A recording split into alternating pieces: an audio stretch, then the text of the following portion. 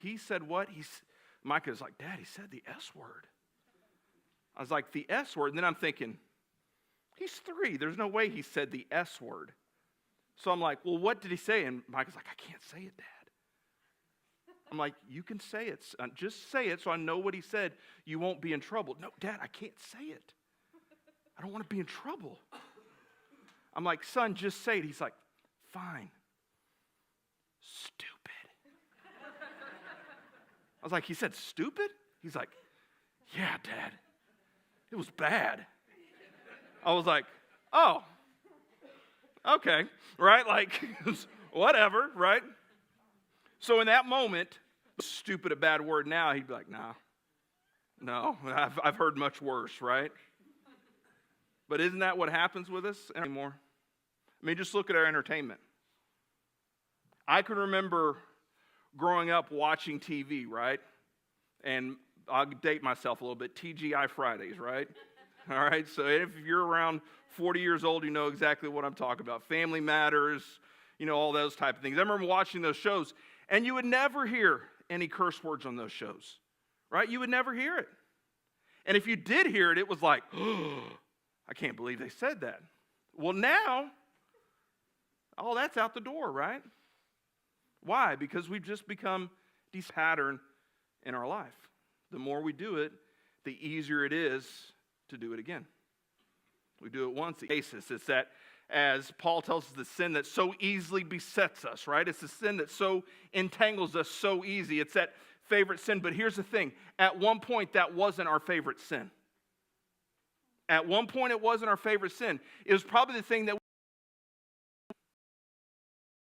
we said, I'm not going to partake into that. I'm not going to get involved with that. But what happens is we got involved with it, and then little by little, it became easier and easier and easier. And now it's almost a source of comfort for us. But sin gets easier with repetition. Look what Paul said in 2 Timothy chapter 2. It says, flee the evil desires of youth and pursue righteousness, faith, love, and peace, along with those who call on the Lord. But then he says, pursue righteousness. Righteousness gets easier with repetition. The more we choose the things of the Lord, the easier it becomes. You read your Bible, it gets a little bit easier to read it the next time. Sometimes just that first go around, right? Where you're like, yes, I'm going to sit down, I'm going to have a devotion, I'm going to read my Bible today.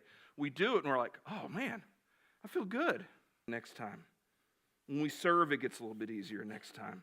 When we share our faith, it gets a little bit easier next time. That first time is hard because it's super scary. We don't know last time. So it's easy for us to look at Peter and almost shake our heads a bit.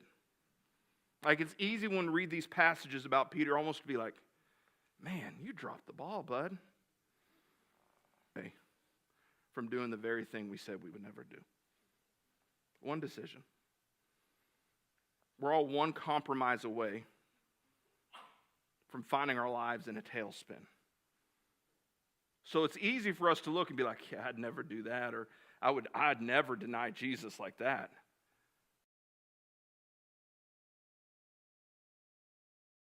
So the question is, how do we prevent this in our lives?